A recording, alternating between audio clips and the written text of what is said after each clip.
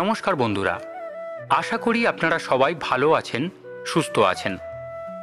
আরও একবার আপনাদের গল্প পাঠক বন্ধু হাজির হয়ে গেছে আপনাদের সামনে শ্রী হিমাদ্রি কিশোর দাশগুপ্ত মহাশয়ের উপন্যাস রুদ্রনাথের চুনির চোখের অন্তিম পর্ব নিয়ে। এই অন্তিম পর্ব শুরু করার আগে একবার মনে করিয়ে দিই, দ্বিতীয় পর্বে আমরা ঠিক কত দূর শুনেছিলাম। পটাই আর শুভ্রদা ধর্মশালায় তাদের পাশের ঘরের ব্যক্তিটির ওপর সারাক্ষণ নজর রাখছিল এবং তার সাথে সাথে আদিত্যবাবুর সাথে দেখা করতে তার বাড়িতে যায়। ওখানে গিয়ে শুভ্রদার দুটো ব্যাপারে খটকা লাগে। এক, দেওয়ালে টাঙানো 4টে পশুর ছবি, আর দ্বিতীয়, আদিত্যবাবুর বামুন চাকরের হাবভাব। তারপর ওরা আদিত্যবাবুর সাথে দেখা করতে যায় অন্ধ বাবার সাথে। সেখানে গিয়ে অন্ধ বাবার কাছ থেকে জানতে পারে পবন প্রসাদ বলে একজন তার রুদ্রনাথের মূর্তিটি চুরি করবার চেষ্টায় আছে। পরদিন ধর্মশালায় টেলিফোনে আদিত্যবাবু ফোন করে জানান অন্ধ বাবা গতকাল রাত্রে রহস্যজনকভাবে খুন হয়েছেন। এরপর গল্প পাঠ ও পরিবেশনা কেমন লাগছে জানাতে ভুলবেন না। ভালো লাগলে please subscribe Bengali story station. Bengali story station, your story partner. তাহলে চলুন শুরু করা যাক রুদ্রনাথের চুনির চোখ অন্তিম পর্ব।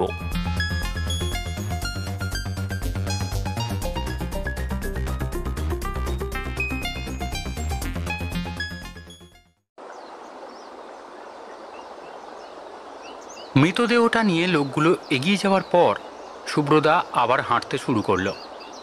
আদিত্যবাবু বললেন, মৃতদেহটা তো নিয়ে গেল, ওখানে আর যাবেন নাকি? হ্যাঁ, যাব। ব্রিজের ওপারে পৌঁছে পটাইরা অন্ধ বাবার গুহার রাস্তা ধরল। গুহার সামনের চাতালে জনা 5 পুলিশকর্মীর সঙ্গে সাদা শার্ট প্যান্ট পরা সুঠাম চেহারার একজন মধ্যবয়সী ভদ্রলোক দাঁড়িয়েছিলেন। তিনি কি যেন নির্দেশ দিচ্ছিলেন উপস্থিত পুলিশকর্মীদের। পটাইরা সেখানে গিয়ে হাজির হতেই ভদ্রলোক কথা থামিয়ে তাকালেন তাদের দিকে। তারপর আদিত্যবাবুকে দেখে হিন্দিতে বললেন, আমি ভাবছিলাম আপনাকে এখানে দেখলাম না কেন। দুর্ঘটনাটা আপনার বাড়ির এত কাছে ঘটল, অথচ আপনি এখানে নেই কেন? তার কথা শুনে আদিত্যবাবু শুভ্রদাকে দেখিয়ে বললেন, এই ওকে নিয়ে আমার এক জায়গায় যাওয়ার কথা ছিল, তাই আমি ওই গুলাবরাইয়ে অপেক্ষা করছিলাম। ওরা আসার পর যেখানে যাওয়ার কথা সেখানে না গিয়ে এখানে এলাম। তার কথা শুনে ভদ্রলোক শুভ্রদার দিকে তাকিয়ে আদিত্যবাবুকে জিজ্ঞেস করলেন, ওরা? আদিত্যবাবু বললেন, ওরা ট্যুরিস্ট, কলকাতা থেকে 2 দিন হলো এখানে বেড়াতে এসেছেন।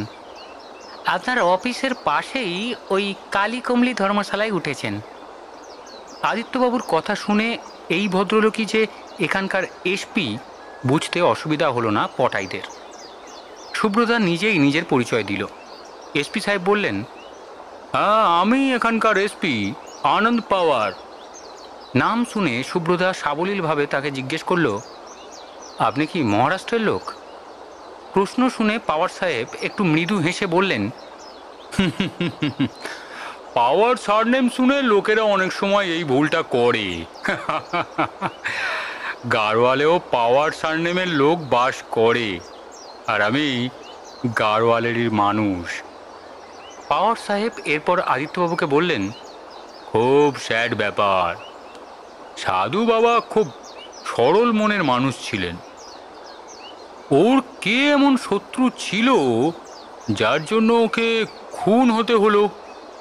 অবশ্য ইনজুরিটা এমন যে এটা ঠিক খুন কিনা বুঝতে পারছি না। কণ্ঠনালীটা একদম ছিন্ন ভিন্ন হয়ে গিয়েছে। ঘাড়ের কাছে একটা ফুটোও দেখলাম। কিছুদিন ধরেই একটা বাঘ নাকি এদিকে ঘোরাফেরা করছে বলে গুজবও ছড়িয়েছে। নদীর ওপারের কয়েকজন নাকি কাল মাঝরাতে বাঘের ডাকও শুনেছে।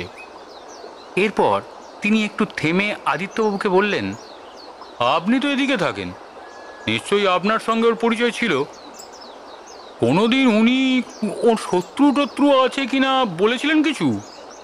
আদিত্যবাবু বললেন, না মানে তেমন কিছু। আদিত্যবাবু সম্ভবত আগের দিনের কথা বলতে গিয়েও চুপ করে গেলেন। পাওয়ার সাহেব আবার তাকে জিজ্ঞেস করলেন, আচ্ছা, কাল রাতে আপনি কোনো বাঘের ডাক শুনেছিলেন? আদিত্যবাবু বেশ জোরের সঙ্গে বললেন, না, কাল রাতে কোনো বাঘের ডাক শুনিনি। হ্যাঁ, মাঝে মাঝে পাহাড়ের ওপরে জঙ্গলে বাঘ ডাকে বটে, কিন্তু কাল সে শব্দ আমি পাইনি। আমার পেটে একটা ব্যথা হচ্ছিল, তাই কাল রাতে ঘুম হয়নি আমার। পাওয়ার সাহেব বললেন, ও, বাঘের ডাক তাহলে বানানো গল্প। অন্ধ বাবা অবশ্য বাঘের আক্রমণে মারা গিয়েছেন কিনা তা আজ রাতেই জানতে পারবো। বডিটা পোস্টমর্টমের জন্য পাঠাচ্ছি। আশা করছি রিপোর্টটা ভার্বালি রাতেই জানতে পারব। একজন পুলিশ কর্মী এবার পাশ থেকে পাওয়ার সাহেবকে জিজ্ঞেস করলেন, স্যার, এই রক্তটা কি ধুয়ে দেব? তার কথা শুনে পাওয়ার সাহেব পিছন ফিরে কয়েক হাত দূরে চাতালের মাটির দিকে তাকালেন। পাথুরে মাটিতে বেশ খানিকটা কালচে রক্ত ছড়িয়ে আছে। তার চারদিক দিয়ে গোল দাগ কাটা। সেদিকে তাকিয়ে পাওয়ার সাহেব বললেন, ঠিক আছে, ধুয়ে দাও।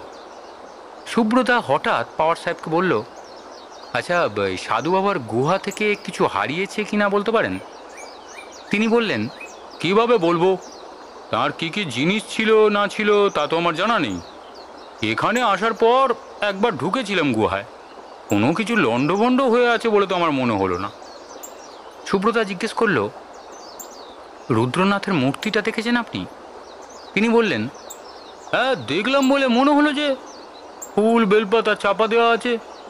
সুব্রতা বলল, একবার গুহার ভিতরে যাওয়া যাবে? পাওয়ার সাহেব কয়েক মুহূর্ত তাকিয়ে রইলেন সুব্রতার মুখের দিকে, তারপর বললেন, চলুন। পাওয়ার সাহেব পটাইদের সঙ্গে নিয়ে হাজির হলেন গুহার ভিতর অন্ধ বাবার আস্তানায়। বাইরের আলো দেওয়ালের ফাটল বেয়ে এসে পড়েছে ভেতরে। গুহার চারদিক বেশ স্পষ্টই দেখা যাচ্ছে। সুব্রতা তাকালো কুলুঙ্গির মতো জায়গাটার দিকে। রুদ্রনাথের মূর্তিটা সেখানে আছে, তবে মাথার দিকটা ফুল বেলপাতায় ঢাকা। কয়েক মুহূর্ত মূর্তিটার দিকে তাকিয়ে সুব্রতা জুতো খুলে ধীরে ধীরে এগিয়ে গেল সেদিকে। হাত দিয়ে মূর্তিটার ওপর থেকে শুকনো ফুল বেলপাতাগুলো সরিয়ে নিয়ে ভালো করে সেটার দিকে তাকিয়ে বলল, এটা নকল মূর্তি। তার কথা শুনে পাওয়ার সাহেব অবাক হয়ে বললেন, মানে? মানে হলো, এখানে যে মূর্তিটা রাখা আছে এটা কালো রং করা একটা সাধারণ পাথরের মূর্তি। এর চোখে কোনো দামি পাথর বসানো নেই। আর এই ব্যাপারটা যাতে চট করে ধরা না পড়ে তার জন্যই মূর্তির মাথার দিকটা ফুলটুল দিয়ে ঢেকে রাখা হয়েছে। আমার ধারণা যারা সাধু বাবাকে খুন করেছে তারাই আসল মূর্তিটা হাতিয়ে নিয়েছে।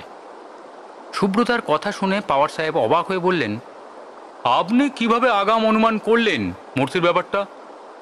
এত কিছু বলছেনই বা কিভাবে? আপনি তো একজন ট্যুরিস্ট। হ্যাঁ, আমি ট্যুরিস্ট, তবে আমি কাল বিকেলে আদিত্যবাবুর সঙ্গে সাধু বাবার দর্শনে এসেছিলাম। এরপর সুব্রতা গতকাল সাধু বাবার মুখ থেকে কি কি শুনেছে তা বলতে শুরু করল। মিনিট পাঁচেক সব কথা মন দিয়ে শুনে বললেন, এবার কেসটার মোটিভ ক্লিয়ার হয়ে গেল। কিছুদিন ধরে একটা মূর্তি পাচারকারী দল সক্রিয় হয়েছে। অসংখ্য মন্দির, দুর্মূল্য মূর্তি আছে এখানে। সব জায়গা তো পুলিশের ব্যবস্থা করা সম্ভব নয়, সে সুযোগই কাজে লাগাচ্ছে ওরা। কিছুদিন আগে এখানকার ভান্ডার মহল্লা থেকে একটা অষ্টধাতুর শিব মূর্তি খোয়া গিয়েছে। সাধু বাবার কাছে যে লোকটা আসতো তার নামটা কি যেন বললেন? পবন প্রসাদ। খোঁজ নিয়ে দেখছি ও নামে কেউ আছে নাকি। নামটা জালও হতে পারে। ঘাড় নাড়লেন এসপি সাহেব। সুব্রতা বলল, আচ্ছা, আমি যদি এই কেসটায় আপনার পাশাপাশি ইনভেস্টিগেট করি তাহলে আপত্তি আছে? এসপি সাহেব বললেন, আপনি প্রাইভেট ডিটেকটিভ নাকি? ইনভেস্টিগেশনের কথা বলছেন? না, সেরকম কেউ নই। আসলে একজন নিরীহ মানুষ মারা গেলেন, যদি এটা খুন হয় তাহলে দোষীদের নিশ্চয়ই শাস্তি পাওয়া উচিত। এ কাজে আমার মতো করে আপনাদের সাহায্য করতে চাই। পাওয়ার সাহেব বললেন, তবে পুলিশকে না জানিয়ে কোনো কিছু করতে যাবেন না। আইনের ক্ষমতা আর পাবলিকের ক্ষমতা এক নয়। সুব্রতা মৃদু হেসে বলল, নিশ্চিন্ত থাকুন। আপনার টেলিফোন নাম্বার? তারপর আদিত্যবাবুকে বলল, এবার ফেরা যাক। পটাইরা ব্রিজের দিকে ফিরতে শুরু করলো। হাঁটতে হাঁটতে আদিত্যবাবু বললেন, এসপি সাহেবকে এত কথা বলে কি ঠিক করলেন? ওরা পুলিশের লোক, কখন উদোর পিণ্ডি বুধোর ঘাড়ে চাপিয়ে দেবে তার ঠিক নেই। আমি তো ইচ্ছে করেই বললাম না কথাগুলো। সুব্রতা চুপচাপ হাঁটতে লাগলো। ব্রিজের কাছে এসে আদিত্যবাবু বললেন, যেখানে আপনাদের নিয়ে যাওয়ার কথা সে প্রোগ্রাম ক্যান্সেল? সুব্রতা বলল, আজ যেতে ভালো লাগছে না, কালও থাকবো। কাল আপনাকে নিয়ে যাব বাড়ি থেকে। যদি কিছু চোখে পড়ে জানাবেন। আচ্ছা। সুব্রতা ব্রিজের দিকে উঠতে উঠতে বলল, আমরা যখনই রুদ্রপ্রয়াগ ছাড়ি না কেন আপনার সঙ্গে দেখা করে যাব। আদিত্যবাবু বললেন, ধন্যবাদ। পটাইরা এলো রাস্তায়। আদিত্যবাবু নিজের পথ ধরলেন। পটাইরা হাঁটতে লাগলো ব্রিজ দিয়ে। এপারে পৌঁছেই পটাইরা দেখল পুরন্দোয়া পাহাড়ের ঢাল বেয়ে নেমে আসছে। দাঁড়িয়ে পড়ল সুব্রতা। পুরন্দোয়া সামনে এসে বলল, আবার পোলের ওপারে গিয়েছিলেন নাকি? জায়গাটা খুব খারাপ। একটা সিগারেট? সুব্রতা সিগারেটের প্যাকেটটা দিয়ে বলল, এটা তুমি রাখো। সে খুশিতে বলল, পুরোটা? হ্যাঁ। এত কাণ্ড হলো, সাধু বাবা মারা গেলেন, তুমি কোথায় ছিলে? অন্ধ বাবা মারা গিয়েছেন? এই আমি তো কিছু জানি না। হ্যাঁ, কাল রাতে খুন হয়েছেন। কাল রাতে কিছু যে একটা হয়েছে তা মনে হচ্ছিল বটে। তার কাঁধে হাত রাখলো সুব্রতা। তারপর একটা বড় পাথরের চাই দেখিয়ে বলল, চলো ওখানে বসে কথা বলি। পাথরের ওপর বসার পর পুরন্দোয়া বিষণ্ণ গলায় বলল, ভালো মানুষ ছিলেন অন্ধ বাবা, জানেন। আমাকে প্রসাদ দিতেন। সবাই আমাকে পাগল বলে, কিন্তু উনি আমার মাথায় হাত রেখে কথা বলতেন। তাকে কে মেরেছে জানেন? না, তাকে শাস্তি দেওয়ার জন্য খুঁজছি। তুমি সাহায্য করবে? কি করতে হবে বলুন? কয়েকটা প্রশ্নের জবাব দেবে। পুরন্দোয়া সম্মতি জানালো। সুব্রতা জিজ্ঞেস করল, কাল রাতে একটা কিছু হয়েছে তা কেন মনে হচ্ছিল? পুরন্দোয়া বলল, কাল বিকেলে ওই আপনাদের সঙ্গে দেখা হওয়ার পর গিয়েছিলাম কেদার মহল্লায় এক সাধুর ডেরায়। আর যখন ফিরি তখন অন্ধকার হয়ে গিয়েছে। এসে আমার জায়গায় শুয়ে পড়েছিলাম। মধ্যরাতে খুব খিদে পেল। আমার কাছে আধখানা পাউরুটি ছিল। সেটা খেয়ে মনে হলো যদি নদী থেকে চোখে মুখে একটু জল দিয়ে এসে শুই, আর তাতে ঘুমটা ভালো হবে। ঢাল বেয়ে নদীর দিকে নামতে যাব, তখনই অন্ধ বাবার গুহার দিক থেকে বাঘ ডেকে উঠল। প্রথমে একবার, তারপর তারপর আরো একবার। বাঘটা যদি আমার দিকে আসে তাহলে কি করব? ভয় পেয়ে যখন খোপের ভিতর ঢুকতে যাচ্ছি, তখনই ব্রিজের দিক থেকে ছুটতে ছুটতে দুটো লোক আমার সামনে দিয়ে বাস রাস্তায় উঠে গেল। এরপর সারা রাত জেগে কাটিয়েছি, জানেন। আর ভোরবেলা বাজারের দিকে লোক দুটোকে দেখে মনে হলো ওপারে কোনো ঘটনা ঘটেছে। এই বলে থামল পুরন্দোয়া। সুব্রতা জিজ্ঞেস করল, লোক দুটোর হাতে কি কিছু ছিল? না না, কিছু ছিল না। ঠিক ভেবে বলছো তো? ঠিক বলছি। লোক দুটো আমার এক হাত, হ্যাঁ এক হাত দূর দিয়ে দৌড়ে গেল। ওদের হাত খালি ছিল। ওদের চেনো? একজনকে চেনা মনে হলো, কিন্তু কোথায় দেখেছি মনে নেই। এরপর সুব্রতা জিজ্ঞেস করল, তুমি যে চিতা আর করবেট সাহেবের ভূত দেখেছো বলো, সেটাও সত্যি? পুরন্দোয়া বলল, হ্যাঁ স্পষ্ট দেখেছি মশাই। কেউ আমার কথা বিশ্বাস করছে না। সুব্রতা বলল, আমি কিন্তু বিশ্বাস করলাম। মানিব্যাগ থেকে একটা 50 টাকার নোট বের করে পুরন্দোয়াকে দিয়ে বলল, খাবার কিনে খেও, আর জায়গাটার ওপর একটু নজর রেখো। কাল রাতের লোক দুটো এদিকে আসছে কিনা, ঠিক আছে? ঠিক আছে, আজ কোথাও যাচ্ছি না, নজর রাখছি। সুব্রতা এবং পটাই ঢাল বেয়ে বাস রাস্তায় উঠে গাড়ির দিকে এগোতে এগোতে বলল, একটা ব্যাপারে খটকা লাগছে রে। কি? পাওয়ার সাহেব বললেন, এদিকে লোকজন নাকি বাঘের ডাক শুনেছে। পুরন্দবাবু বলল যে দুবার বাঘের ডাক শুনেছে, কিন্তু আদিত্যবাবু জেগে থেকেও বাঘের ডাক শুনতে পেলেন না কেন? তিনি তো জোরের সঙ্গেই বললেন বাঘের ডাক শোনেননি। সাধু বাবার গুহা থেকে মাপলে রাস্তার ওপর পাহাড়ের ঢালে আদিত্যবাবুর বাড়ির দূরত্ব কিন্তু বেশি নয়। পটাই বলল, তুমি কি আদিত্যবাবুকেও সন্দেহের তালিকায় ফেললে? সন্দেহের ঊর্ধ্বে নন, মূর্তিটা হস্তগত করার সুযোগ তাঁরও পুরো মাত্রায় আছে, হয়তো সেটা কাজে লাগিয়েছেন। পটাইরা হাজির হলো গাড়ির কাছে। সুব্রতা ড্রাইভারকে বলল, রুদ্রনাথের মন্দিরে যাব, তার আগে বাজারে টিফিন সেরে নেব। জি হ্যাঁ, বলে ড্রাইভার গাড়ি ঘুরিয়ে ছুটল রুদ্রপ্রয়াগের দিকে। সুব্রতা বলল, রুদ্রপ্রয়াগ কিন্তু বিরাট ডিস্ট্রিক্ট, কেদারনাথও পড়ে। কথা বলতে বলতে ওরা প্রথমে গুলাবরাই, তারপর ধর্মশালার গলি, এসপি অফিসকে পিছনে ফেলে বাজারে হাজির হলো। গতকাল যে দোকানে টিফিন সেরেছিল সেই দোকানের সামনে গাড়ি থামাতে বলল সুব্রতা। টিফিন সারতে মিনিট 20 লাগলো। বাইরে এসে বলল, সিগারেট কিনতে হবে। কাছেই একটা পান সিগারেটের দোকান দেখা যাচ্ছে। সুব্রতা জিজ্ঞেস করলো, এই পাশের ঘরের লোকটি কাল কোন দোকানে দাঁড়িয়েছিল রে? পটাই ফুটপাতের গায়ে একটা দোকান দেখিয়ে বলল, মনে হয় ওই দোকানটা। সুব্রতা বলল, তাহলে ওখানে যাই। ওরা যে দোকানে ঢুকলো, এক মাঝবয়সী বিক্রেতা বসে আছে। দোকানটায় সিগারেট, বিস্কুট, লজেন্স, চিপসের প্যাকেট, কোল্ড ড্রিঙ্কস জাতীয় সব কিছুই পাওয়া যায়। সুব্রতা জিজ্ঞেস করলো, আপনার দোকানে লোটাস ব্র্যান্ডের কিং সাইজ মাইল্ড সিগারেট আছে? দোকানি বলল, ছিল, কিন্তু কাল সকালেই শেষ হয়ে গিয়েছে। সুব্রতা জিজ্ঞেস করলো, লোটাস ব্র্যান্ড কি খুব চালু এখানে? অন্য দোকানে পাওয়া যাবে? দোকানদার বলল, না না, চালু নয়, এখানে অন্য কোনো দোকানে ও সিগারেট পাবে না, খুব কস্টলি বিদেশি সিগারেট। এখানে ফরেনাররা আসা যাওয়া করে বলে আমি মাঝে মাঝে দিল্লি থেকে আনাই। সুব্রতা আর কিছু বলল না। রাস্তা ক্রস করার সময় পটাই জিজ্ঞেস করলো, হঠাৎ লোটাস ব্র্যান্ডের সিগারেটের কথা জিজ্ঞাসা করলে কেন? ওটা তো তোমার কাছে ব্র্যান্ড নয়। সুব্রতা বলল, ওটা আমার ব্র্যান্ড নয়। ইনফ্যাক্ট এই ব্র্যান্ডের সিগারেটের নাম কালই প্রথম জানলাম। কিভাবে? কাল বিকেলে সাধু বাবার ওখান থেকে ফেরার সময় আতপোড়া সিগারেটের টুকরোটা পেয়েছিলাম, তার গায়ে ওই নামটা লেখা ছিল।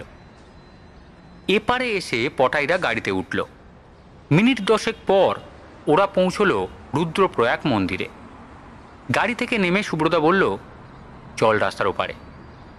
ওরা গিয়ে দাঁড়ালো সেই দোকানটার সামনে, যার মাথার ওপর সাইনবোর্ডে লেখা আছে রুদ্রনাথ এম্পোরিয়াম। একটা শোকেসের সামনে দাঁড়িয়ে পড়ল সুব্রতা।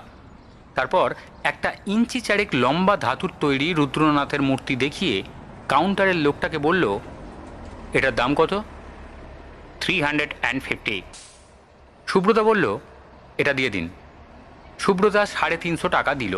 লোকটা সুব্রতার দিকে তাকালো। সুব্রতা বলল, মানি রিসিট? সুব্রতার কথা শুনে সে বিল তৈরি করতে লাগলো। সুব্রতা ইশারায় দেওয়ালের গায়ে ঝোলানো লাল রঙের টুপি দেখালো পটাইকে। কাউন্টারের লোকটি বিল সুব্রতার হাতে দিতে ওরা দরজার দিকে পা বাড়ালো। ওরা হাঁটতে লাগলো মন্দিরের দিকে। সুব্রতা বলল, মানি রিসিটের কালির রং আর যে কার্ডটা কুড়িয়ে পেয়েছিলাম তার কালির রং একই রকম সবুজ। লাল টুপিটাও দেখতে পেলাম। এর অর্থ আমাদের পাশের ঘরের রুদ্রাক্ষ কারবারির সঙ্গে এই লোকটার যোগাযোগ আছে। এই লোকটার সঙ্গেই সে কাল কোটেশ্বরে নির্জন রোপ ব্রিজের ওপর দাঁড়িয়েছিল।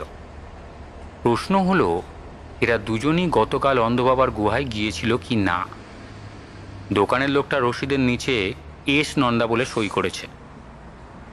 হয়তো এই অন্ধবাবার কাছে নিজেকে সুরজ প্রসাদ বলে পরিচয় দিয়েছিল। মাত্র 10টা বাজে। চল একটু মন্দিরে গিয়ে বসি, তারপর বাড়ি ফেরা যাবে। পটাইরা হাঁটতে হাঁটতে মন্দির চত্বরে ঢুকল। সঙ্গমের দিকে তাকিয়ে সুব্রতা বলল, কি সুন্দর জায়গা, অথচ এখানেও খুনোখুনির মতো ব্যাপার ঘটে। কিছুক্ষণ পর পটাই তাকালো ধর্মশালার দিকে। দেখল পাশের ঘরের লোকটি কখন বারান্দায় এসে দাঁড়িয়েছে। পটাই বলল, ওই দেখো, ধর্মশালার বারান্দায় সেই লোকটি দাঁড়িয়ে আছে। লোকটি মনে হচ্ছে সিগারেট টানছে। ও কি আমাদের দেখতে পাচ্ছে? হ্যাঁ, দেখতে নিশ্চয়ই পাচ্ছে, তবে বারান্দায় দাঁড়িয়ে আছে বলে ওকে যত সহজে আমরা চিনতে পারছি, ওর পক্ষে এত লোকের ভিড়ে আমাদের চিনে নেওয়া কষ্টকর। কয়েক মিনিট পর লোকটি ঘরে ঢুকে গেল। সুব্রতা বলল, মনে হলো লোকটি ঘরে ঢোকার আগে হাতের সিগারেটটা বারান্দা থেকে নিচে ছুঁড়ে ফেলল। হ্যাঁ, আমারও তাই মনে হলো। তাহলে এখানে দাঁড়িয়ে কাজ নেই, ধর্মশালায় এখনই ফিরতে হবে। দেখতে হবে লোকটি সত্যিই লোটাস ব্র্যান্ডের সিগারেট খায় কিনা। ধর্মশালায় ফিরে সুব্রতা ড্রাইভারের মোবাইল নাম্বার লিখে নিয়ে বলল যে ইচ্ছে হলে সে অন্য কোথাও ঘন্টা দেড়েক ঘুরে আসতে পারে। ড্রাইভার বলল তাহলে সে বাড়ি থেকে স্নান খাওয়া সেরে 12:30 নাগাদ ফিরে আসবে। ওরা ধর্মশালার সিঁড়ি বেয়ে ওপরে উঠতে শুরু করলো। তাদের পাশের ঘরের দরজাটা একই রকম বন্ধ আছে। ওরা ঘরে ঢোকার পর সুব্রতা বলল, তুই নিশ্চয়ই ভাবছিস কেন সিগারেটের টুকরোটা দেখতে গেলাম না। কারণ যদি ও বারান্দায় হঠাৎ এসে দাঁড়ায়, কী কারণে আমরা বারান্দার নিচে ঘুরঘুর করছি সন্দেহ হতে পারে। আমি ওখানে যাব ঠিকই, তার আগে তুই গামছাটা বাথরুম থেকে ভিজিয়ে এনে রেলিংয়ে মেলবার অছিলায় নিচে ফেলে দে। তারপর গামছাটা আনতে যাব, যাতে আমাকে দেখলেও ওর মনে সন্দেহ না হয়। মিনিট 5-এর মধ্যেই ভেজা গামছাটা নিয়ে বারান্দায় এসে দাঁড়ালো পটাই। চারপাশ ভালো করে দেখে গামছাটা নিচে ফেলে দিল। সুব্রতা গামছা কুড়োতে নিচে চলে গেল। গামছা হাতে ঘরে ফিরতে পটাই জিজ্ঞেস করলো, কিছু পেলে? সুব্রতা বলল, পেয়েছি, লোটাস ব্র্যান্ডের আধপোড়া সিগারেট। জানিস, আমি একটা ইংরেজি বইয়ে পড়েছি যে সিগারেটের ব্র্যান্ড ব্যবহার এবং সিগারেট টানার ধরন দেখে কোনো মানুষের মানসিক অবস্থার কথা আন্দাজ করা যায়। ব্যাপারটা কেমন? এই ধর, লোটাস ব্র্যান্ডের মাইল্ড বা হালকা তামাক তার চলতো না। দ্বিতীয়ত, ধর দুটো সিগারেটের টুকরো আধপোড়া অবস্থায় পেলাম, অর্থাৎ পুরো সিগারেট খাওয়ার ইচ্ছে বা ধৈর্য তার নেই। সম্ভবত সে কোনো গভীর চিন্তার মধ্যে আছে। তা হালকা করার জন্যই সে মাঝে মাঝে সিগারেট টানছে। আমাকে এখন পাওয়ার সাহেবের অফিসে যেতে হবে। কলকাতায় একজনকে টেলিফোন করতে হবে। ঘণ্টাখানেকের মধ্যেই ফিরে আসব। গাড়ি এলে বাজারে খাওয়ার জন্য যাব। পাশের ঘরটার দিকে লক্ষ্য রাখিস। সুব্রতা পেরিয়ে গেল। পটাই সুব্রতার গাইড বইটার পাতা উল্টাতে লাগলো। সুব্রতা ফিরে এলে পটাই জিজ্ঞেস করলো, কাজ হলো? সুব্রতা বলল, হ্যাঁ, পাওয়ার সাহেব ইতিমধ্যেই জেনেছেন যে পবন প্রসাদ নামে কোনো দোকানদার প্রয়াগ মন্দিরের আশেপাশে নেই। নিচে অফিসে জানলাম পাশের ঘরের লোকটির আজকেই চলে যাওয়ার কথা ছিল, কিন্তু একটা দিন সে বুকিং এক্সটেন্ড করেছে। মনে হয় মূর্তিটা নেওয়ার জন্য যদি ও এখানে এসে থাকে, তাহলে এখনও সেটা হস্তগত করতে পারেনি। পারলে নিশ্চয়ই এখানে থাকার রিস্ক নিত না। যদি পাশের ঘরে এবং রুদ্রাক্ষ এম্পোরিয়ামের লোকটার দোকান আর বাড়িতে পুলিশ সার্চ করে, তাহলে তো বোঝা যেতে পারে মূর্তিটা ওদের কাছে আছে কি না। হ্যাঁ, পারে। যদি ওরা অন্য কোথাও লুকিয়ে রাখে, ওদের বিরুদ্ধে কোনো প্রমাণ নেই, সুতরাং জিনিস সমেত না ধরতে পারলে কাজ হবে না, উল্টে ওরা সতর্ক হয়ে যাবে। একটু ফ্রেশ হয়ে আসি, গাড়ি কিছুক্ষণের মধ্যে চলে আসবে, খেতে যেতে হবে। একটাই গাড়ি এলো। ওরা খাওয়ার জন্য রওনা হয়ে গেল বাজারের দিকে। খাবার সময় নিজে থেকে একটাও কথা বলল না সুব্রতা। পটাই একবার শুধু জিজ্ঞেস করলো, কলকাতায় কাকে ফোন করলে? আমার পরিচিত এক ডাক্তারকে, বলে আবার চিন্তায় ডুবে গেল সুব্রতা। খাওয়া সেরে গাড়িতে উঠে বসলো ওরা। ড্রাইভার জিজ্ঞেস করলো, এখন কোথায় যাব? ধর্মশালায়। ধর্মশালার কাছাকাছি পৌঁছে সুব্রতা ড্রাইভারকে জিজ্ঞেস করলো, গুলাব রায়ের দিক দিয়ে না গিয়ে অলোকনন্দার রোপ ব্রিজের ওপরে পৌঁছনোর অন্য কোনো রাস্তা আছে? হ্যাঁ আছে, তবে গাড়ি যায় না, পায়ে হেঁটে যেতে হয়। পটাইদের ধর্মশালার গলির কাছে গাড়ি থেমে গেল। গাড়ি থেকে নেমে সুব্রতা ড্রাইভারকে বলল, আপনি বিকেলে আসবেন। লোকটা গাড়ি ঘুরিয়ে চলে গেল। ধর্মশালায় ঢোকার মুখে পটাই দেখল একটা ভিখিরি লাঠি হাতে প্রাচীরের গায়ে হেলান দিয়ে বসে আছে। এই ভিখিরিটাকে পটাই আগে দেখেনি। ওরা ভেতরে ঢোকার সময় সে হাসল সুব্রতার উদ্দেশ্যে। সুব্রতা চাপা গলায় বলল, ও পুলিশের লোক। সুরজমলের ওপর নজরদারি করার জন্য বসানো হয়েছে। ধর্মশালায় নিজেদের ঘরে ঢুকে দরজা দিয়ে সুব্রতা বলল, 5টা পর্যন্ত টানা ঘুমিয়ে নে পটাই, আজ সারা রাত জেগে কাটাতে হবে। কেন? উত্তর না দিয়ে বিছানায় শুয়ে সিলিংয়ের দিকে তাকিয়ে কি যেন ভাবতে লাগলো সুব্রতা। বিকেলে ধর্মশালা থেকে বেরিয়ে পড়ল পটাইরা। গাড়ি যখন ওদের রুদ্রপ্রয়াগ মন্দিরের সামনে নামিয়ে দিল তখন 5:30 বাজে। মন্দির চত্বর ফাঁকা হতে শুরু করেছে। নিচে নেমে পটাইরা দাঁড়ালো প্রয়াগের সামনে রেলিংয়ের ধারে। সোজা তাকালে নদীর ওপারে কালীকমলি ধর্মশালা, আর ডান দিকে দাঁড়িয়ে আছে অলোকনন্দার রোপ ব্রিজ। পটাইরা অবশ্য জ্যাকেট, গ্লাভস, টুপিতে তৈরি হয়েই বেরিয়েছে। সুব্রতা বলেছে আজ সারা রাত বাইরে কাটাতে হতে পারে। পটাইরা যখন রাস্তায় এসে দাঁড়ালো ততক্ষণে দোকানগুলোয় বাতি জ্বলতে শুরু করেছে। সুব্রতা একবার তাকালো রাস্তার ওপারে রুদ্রাক্ষ এম্পোরিয়ামের দিকে। পটাইরা যখন এখানে নেমেছিল দোকানটা খোলাই ছিল, এখন শাটার নামানো। সুব্রতা পটাইকে নিয়ে ঢুকে পড়ল দক্ষিণ দিকের সরু গলিটায়। মিনিট 3 হাঁটার পর গলিটা যেখানে শেষ হয়েছে সেখান থেকে একটা সুঁড়ি পথ নেমেছে নদীর খাদের দিকে। পটাইরা নেমে পড়ল সে পথে। কিছুটা নামার পর সে পথ নদী খাদের ঢাল বরাবর ঝোপ জঙ্গলের মধ্যে দিয়ে চলে গিয়েছে দক্ষিণ দিকে।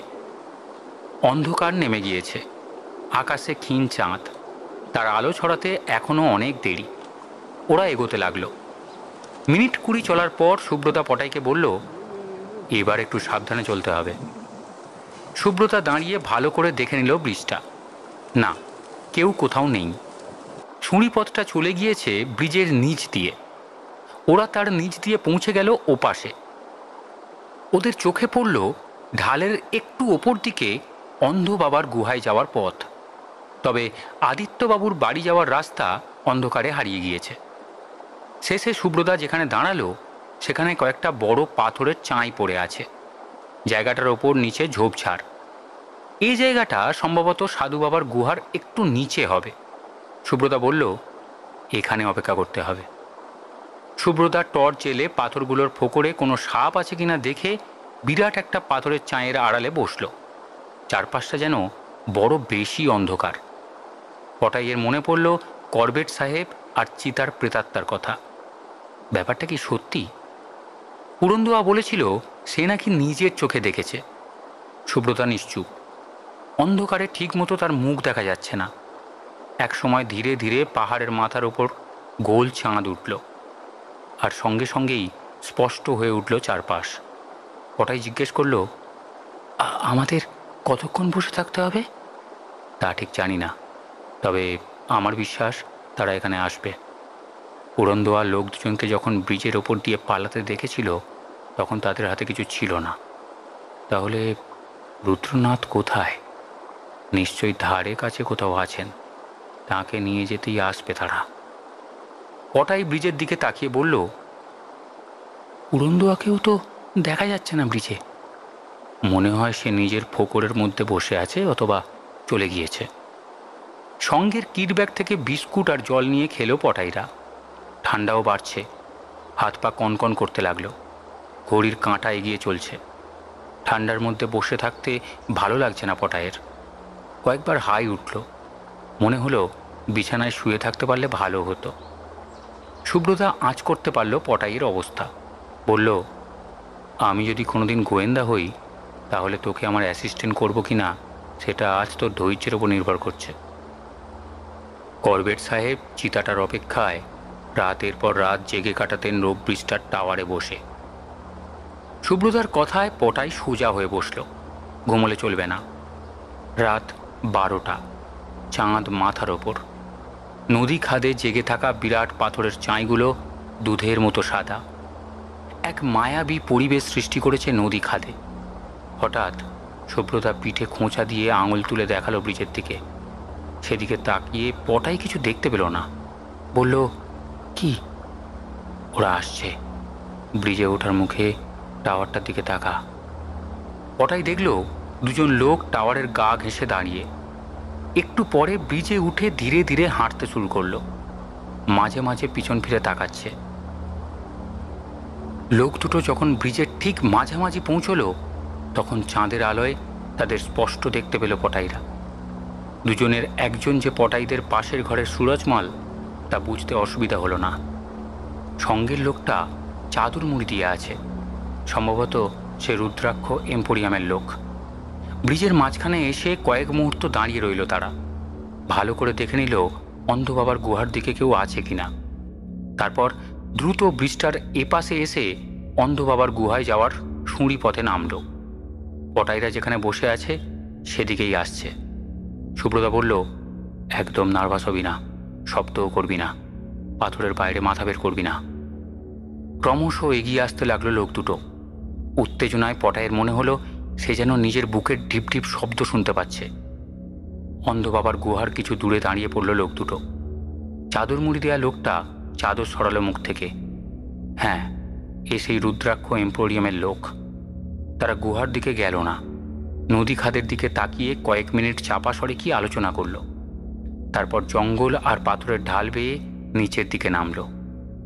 পাথরের আড়ালে বসে তাদের লক্ষ্য করল পটাইরা। লোক দুজন পৌঁছে গেল নদী খাদের ধারে। একজন টর্চ জ্বালালো, তারপর কি যেন খুঁজতে লাগলো ঝোপঝাড়ের মধ্যে। কিছুক্ষণ খোঁজাখুঁজির পর সেটা তারা পেয়েও গেল। জিনিসটা হাতে নিয়ে নদী খাদ বরাবর ব্রিজের দিকে হাঁটতে শুরু করলো। সুব্রতা বলল, দেখে মনে হচ্ছে ওরা ব্রিজের কাছে পৌঁছে ঢাল বেয়ে ওপরে উঠবে। চল, আমরা ওপর দিয়ে ব্রিজের মুখে পৌঁছে যাই, ওরা পালাতে পারবে না। পাওয়ার সাহেব সম্ভবত ফোর্স নিয়ে ব্রিজের ওপারে অপেক্ষা করছেন। পটাইরা সুঁড়ি পথ দিয়ে এগোতে লাগলো। নিচ দিয়ে চলেছে লোক দুটো ধীর গতিতে। সম্ভবত তাদের একজন ভারী কিছু বয়ে নিয়ে চলেছে। ঝোপঝাড়ের আড়াল দিয়ে পটাইরা তাদের অনেক আগেই ব্রিজের মুখে পৌঁছে গেল। তারপর পাহাড়ের ঢালে পাথরের আড়ালে বসে পড়ল। নিচে লোক দুটোকে আর দেখতে পাচ্ছে না, কিন্তু তারা এমন জায়গায় বসে আছে যে কয়েক হাত দূর দিয়েই দুজনকে ব্রিজের ওপরে উঠতে হবে। পাথরের আড়ালে সুব্রতা আর পটাই অপেক্ষা করতে লাগলো। কয়েক মিনিট কেটে গেল। হঠাৎ কাছ থেকে একটা অস্পষ্ট শব্দ কানে এলো পটাইয়ের। পাশ ফিরে তাকালো পটাই। তার মনে হলো হাত 10 দূরে সুঁড়ি পথের ওপর পাহাড়ের ঢালে একটা ঝোপ যেন হঠাৎ দুলে উঠল। তারপরেই সে যা দেখল তার হৃদস্পন্দন যেন স্তব্ধ হয়ে গেল। ঝোপ থেকে বেরিয়ে সুঁড়ি পথের ওপর দাঁড়ালো একটা পূর্ণ বয়স্ক চিতা বাঘ। চোখ দুটো জ্বলছে, লেজ নড়ছে। একবার সন্দিগ্ধ দৃষ্টিতে তাকালো পটাইরা যে পাথরের আড়ালে বসে আছে সেদিকে। তারপর একটা ছোট লাফ দিয়ে নিচে নামতে শুরু করলো। ওই পথেই তো লোক দুটো নিশ্চয়ই উঠে আসছে ওপরে, অর্থাৎ চিতাটার সঙ্গে তাদের মুখোমুখি দেখা হবেই। কয়েক মুহূর্তের মধ্যেই ভয়ঙ্কর কিছু ঘটতে চলেছে। সুব্রতা উঠে কোমর থেকে বের করলো রিভলভার। উঠে দাঁড়ালো পটাইও। তখনই সে আরও একজনকে দেখতে পেল। চিতাটা যেখান দিয়ে নিচে নামছে সেই সুঁড়ি পথের ওপর কোত্থেকে যেন হাজির হলো লাঠি হাতে পুরন্দোয়া। সম্ভবত সে চিতাটাকে দেখেনি, তাহলে ওখানে ওভাবে দাঁড়িয়ে থাকতো না। মুহূর্তের মধ্যেই একটা কাণ্ড ঘটল। সম্ভবত নিচ থেকে উঠে আসা লোক দুটোকে দেখতে পেয়েই লাফ দিয়ে চিতাটা ওপরে উঠে এলো। সে পড়ে গেল পুরন্দোয়ার মুখোমুখি। তাকে সামনে দেখে আতঙ্কে একটা চিৎকার বের হলো পুরন্দোয়ার গলা দিয়ে। সে বাঘটাকে লক্ষ্য করে চালিয়ে দিল হাতের লাঠিটা। পুরন্দোয়াকে দেখতে পেয়ে বাঘটাও যেন মুহূর্তের জন্য হকচকিয়ে গেল, কিন্তু পুরন্দোয়া লাঠিটা চালাবার সঙ্গে সঙ্গেই চাপা গর্জন করে তার উপর ঝাঁপিয়ে পড়ল চিতাটা। পুরন্দোয়া পড়ে গেল মাটিতে। বাঘটা তার ঘাড়ের ওপর। শুরু হলো ধস্তাধস্তি। ঠিক সেই সময় লোক দুটো খাদ থেকে উপরে উঠে এলো। তখন তাদের দিকে সুব্রতা বা পটাই কারোরই খেয়াল নেই। লোক দুটো হতভম্ব হয়ে দাঁড়িয়ে পড়ল। তারাও লক্ষ্য করলো না পটাইদের। সবারই দৃষ্টি তখন সামনের দিকে। পুরন্দোয়া আপ্রাণ চেষ্টা করে যাচ্ছে নিজেকে মুক্ত করার, আর চিতাটা কামড় বসাচ্ছে তার শরীরে। চলছে তুমুল ধস্তাধস্তি। আর দেরি হলে লোকটাকে বাঁচানো যাবে না। সুব্রতা রিভলভারটা মাথার উপর তুলে ট্রিগার টিপল। কান ফাটানো শব্দ কানে যাওয়ার সঙ্গে সঙ্গেই চিতাটা পুরন্দোয়াকে ছেড়ে দিয়ে উঠে দাঁড়ালো। ফের গুলি চালালো সুব্রতা, তবে এটা আর শূন্যে নয়। গুলিটা চালালো চিতাটাকে লক্ষ্য করে। গুলিটা তার গায়ে লাগলো কিনা বুঝতে পারল না পটাই, তবে সে প্রচণ্ড গর্জন করে লাফ দিয়ে বিদ্যুৎ গতিতে আরও ওপরে উঠে হারিয়ে গেল। লোক দুটো পুরন্দোয়াকে টপকে তীর গতিতে ব্রিজের ওপর ছুটতে শুরু করলো। ততক্ষণে ব্রিজের ওপাশ থেকে টর্চের আলো ছুটে আসছে। ব্রিজের মাঝামাঝি রুদ্রনাথের মূর্তি সহ লোক দুজনকে ঘিরে ফেললেন পাওয়ার সাহেব। পটাইরা কিন্তু লোক দুটোর পিছনে ধাওয়া করেনি, বাঘটা অদৃশ্য হতেই পুরন্দুয়া যেখানে পড়ে আছে সেখানে টর্চের আলো ফেলল সুব্রতা। এখন আর সে নড়ছে না। সুব্রতা নিচু হয়ে বসে তার নাকের কাছে আঙুল রেখে পটাইকে বলল, এখনো বেঁচে আছে, যত তাড়াতাড়ি সম্ভব হাসপাতালে নিয়ে যাওয়ার ব্যবস্থা করতে হবে। ভাগ্য ভালো চিতারা ওর গলায় কামড় বসাতে পারেনি। তুই পাওয়ার সাহেবকে খবর দে। পাওয়ার সাহেবকে খবর দিতে হলো না। লোক দুটোকে রুদ্রনাথের মূর্তি সমেত পাকড়াও করে অন্য পুলিশদের জিম্মায় রেখে তিনি ছুটতে শুরু করলেন পটাইদের কাছে আসার জন্য। এর মিনিট 10 মধ্যেই পাওয়ার সাহেব, সুব্রতা, পটাই ও অন্য পুলিশ কর্মীরা দুজন আসামি সহ অচৈতন্য পুরন্দুয়াকে নিয়ে পুলিশের গাড়িতে রওনা হলো রুদ্রপ্রয়াগ শহরের দিকে। সেই সঙ্গে পটাইয়ের কোলে চেপে চললেন মহিষরূপী রুদ্রনাথ। পরদিন বেলা 10টা নাগাদ কালীকমলিতে নিজেদের ঘরে শুয়েছিল সুব্রতা আর পটাই।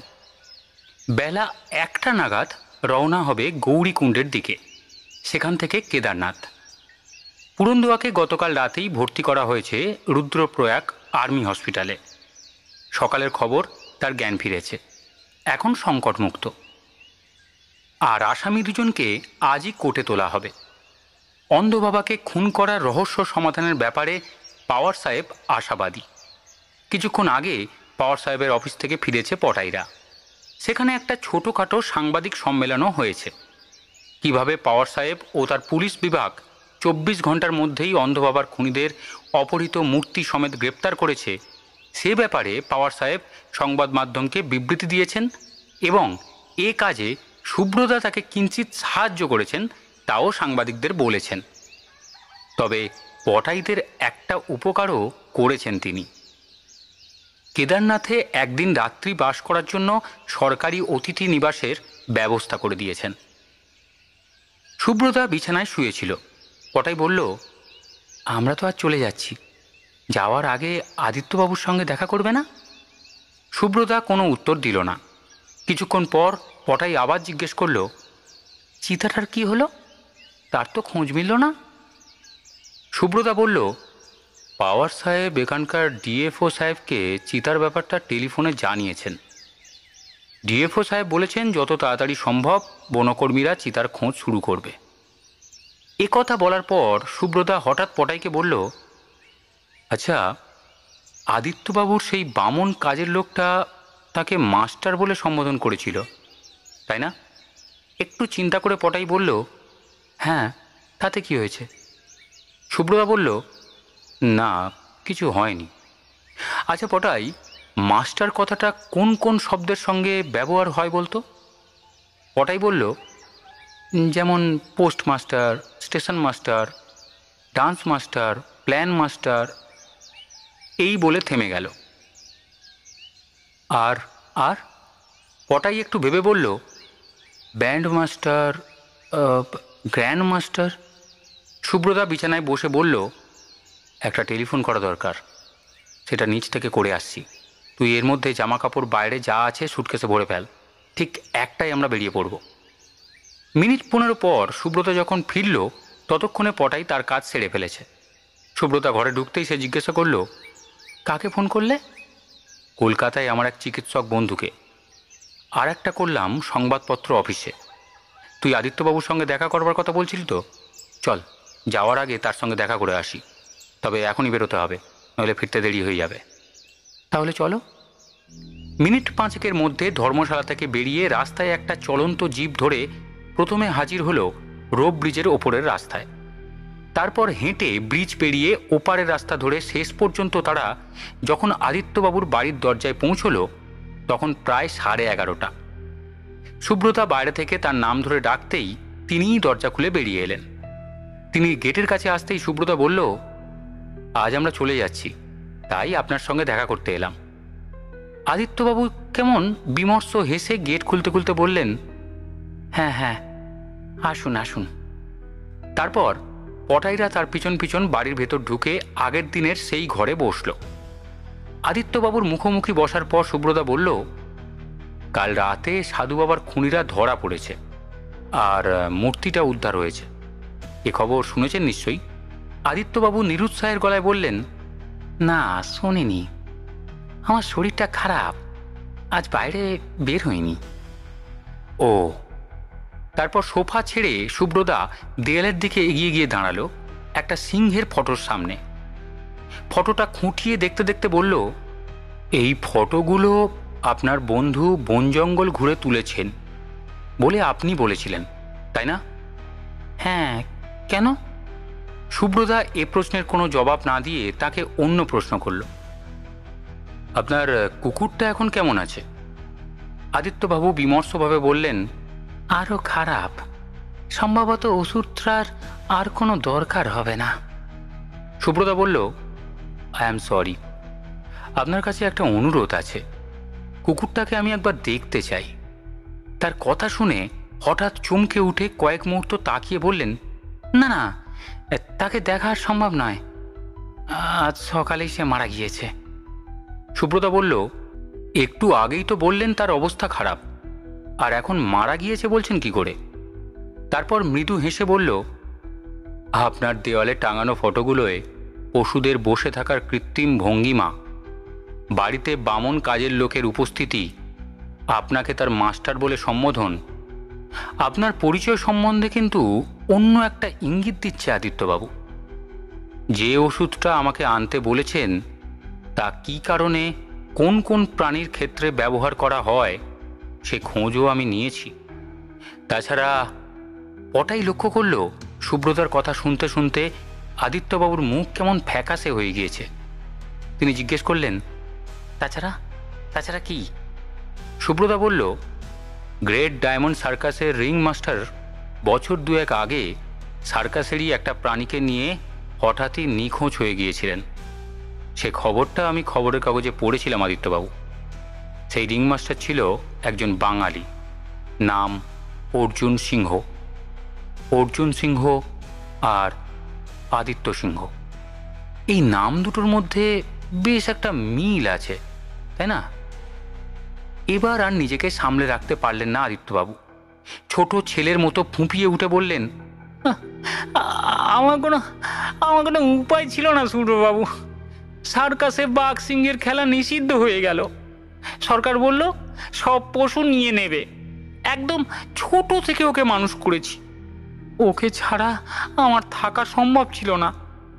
এমনিতেই ও বুড়ো হয়ে গিয়েছে, আর কদিনই বা বাঁচবে।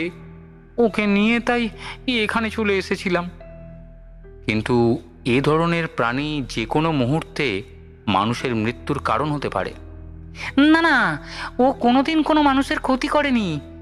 দুদিন রাতের ঘটনায় আমি ওপরের রাস্তা থেকে দেখেছি।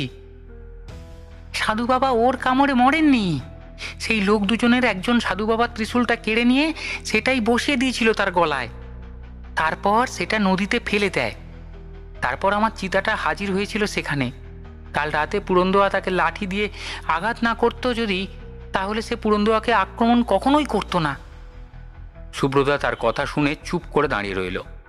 কিছুক্ষণ পর আদিত্যবাবু তাদের নিয়ে হাজির হলেন বাড়ির পেছন দিকে একটা ঘরের বন্ধ দরজার সামনে। দরজা খুলে পটাইদের নিয়ে ঢুকলেন ভেতরে। ঘরের একটা অংশ মোটা জাল দিয়ে ঘেরা, কোনো জানালা নেই। খোলা দরজা দিয়ে কিছুটা আলো এসে পড়ল ঘরের ভিতর।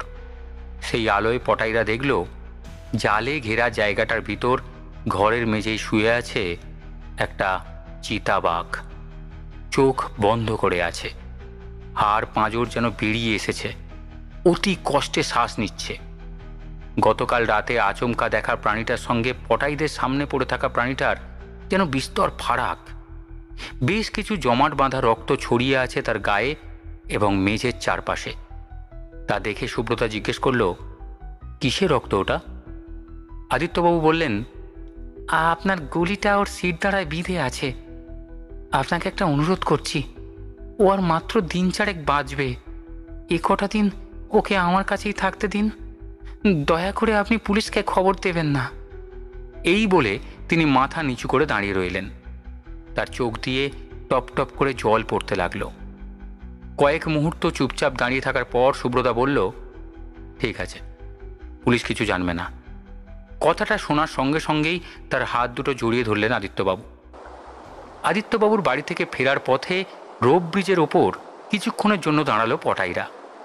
সুব্রতা একটা সিগারেট ধরিয়ে তাকিয়েছিল নিচ দিয়ে বয়ে চলা অলোকনন্দার দিকে।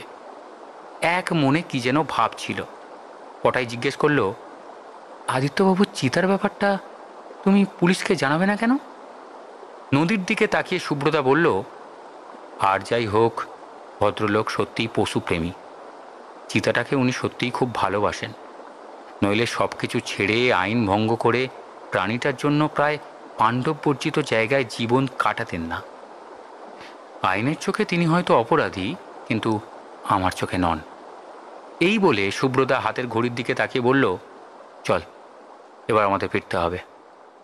পটাইরা ফিরে চলল বাস রাস্তার দিকে। দিন 7 পর গাড়োয়াল ভ্রমণ শেষ করে পটাইরা সেদিন ফিরছে হরিদ্বারের দিকে।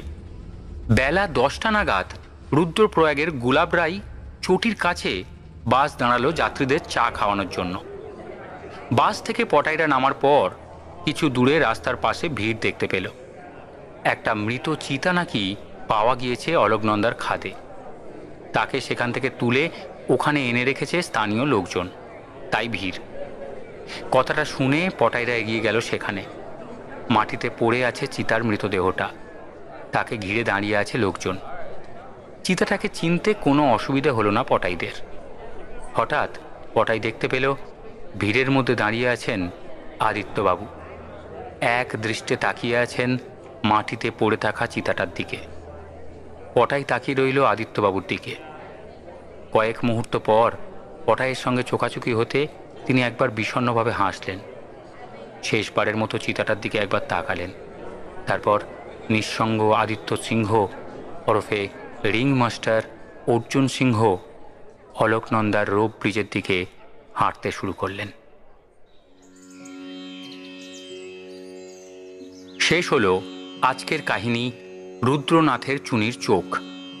আগামী সপ্তাহে আরও একটি রোমহর্ষক কাহিনী নিয়ে হাজির হবে বেঙ্গলি স্টোরি স্টেশন। ততদিন ভালো থাকবেন, গল্পে গল্পে থাকবেন। ধন্যবাদ।